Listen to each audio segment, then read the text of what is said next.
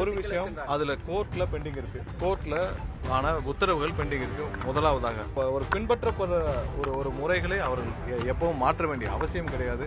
நீதிமன்றத்தில் பெண்டிங் இருக்கப்போ இதை வந்து டிஸ்கஸ் பண்ண வேண்டாம் நினைச்சோம். புதுச்சேரியில ரேஷன் கடை இல்ல அப்படின்னு விஜய் அவர்கள் பேசுறாரு. ஆனா அங்க இருக்கிற மினிஸ்டர்ஸ் சொல்றாங்க வேற ஏதாவது விஷயம். அனைவருக்கும் வணக்கம். இன்று எங்களுடைய தலைமை கழக அலுவலகத்தில் மாவட்ட மாநில நிர்வாகிகளுக்கான கூட்டம் எங்களுடைய பொதுச் செயலாளர் தலைமையிலும் எங்களுடைய சமீபத்தில் எங்களுடன் வந்து இணைந்து எங்களுடைய தீர்மான குழுவின் தலைவராக இருக்கும் செங்கோட்டையன் அவர்கள் முன்னிலையும் இன்று அந்த கூட்டம் நடைபெற்றது.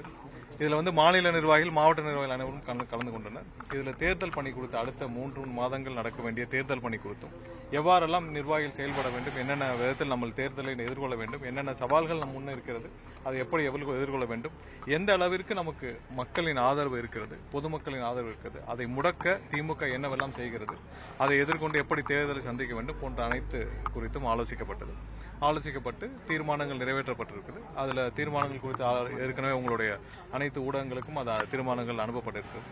ஸோ இன்றைய கூட்டங்கள் சிறப்பாக நடந்து முடிந்திருக்கிறது. அடுத்த 3 மாதங்கள் நாங்கள் செய்யக்கூடிய அனைத்து பணிகள் குறித்தும் அடுத்த இந்த சிறப்பு குழு குறித்தும் அனைத்தையும் முடிவுகளையும் எடுக்கப்பட்டு முடிவடைந்திருக்கிறது. கூட்டணி பேச்சுவார்த்தை குழுல யார் இடம்பெறாங்க? இல்ல, கூட்டணி பேச்சுவார்த்தை குழு எங்களுடைய தலைவர் முடிவெடுத்து விரைவில் அறிவிப்பார். அதெல்லாம் தலைவரின் ஒப்புதலோடு தலைவர் தான் அறிவிப்பார். அதை விரைவில் அறிவிப்பார்.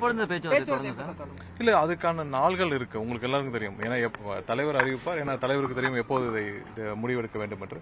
சோ அந்த குழுக்கள் எல்லாம் விரைவில் எங்களுடைய தலைவர் முடிவெடுத்து அறிவிப்பார். அதற்கான தீர்மானங்கள் நிறைவேற்றப்பட்டு இந்த அனைவர் முன்னிலையும் அது வந்து தலைவரின் ஒப்புதலுக்கு கூட்டணி குறித்து நிறைய கருத்துக்கள் இல்ல, நம்ம கூட்டணி குறித்து இன்று இன்னொரு தீர்மானத்திலையும் குறிப்பிடப்பட்டிருக்கு. அதாவது எங்களுடைய தலைவரை முதல்வர் வேட்பாளராக ஏற்றுக்கொள்ளும் கட்சிகளுடன் மட்டுமே அவர்கள் ஏற்றுக்கொண்டு வரும் கட்சிகளுடன் கூட்டணி அமைக்கப்படும். அதுபோல் கூட்டணி குறித்து பேச்சுவார்த்தை நடத்த குழுக்கள் அமைக்கப்படும். இதெல்லாம் முடிவெடுத்த பிறகு எங்களுடைய தலைவர் வாயிலாக இது அறிவிக்கப்படும். ஸோ கூட்டணி முடிவுகள் எதுவாக இருந்தாலும் தலைவர் வாயிலாக அறிவிக்கப்படும்.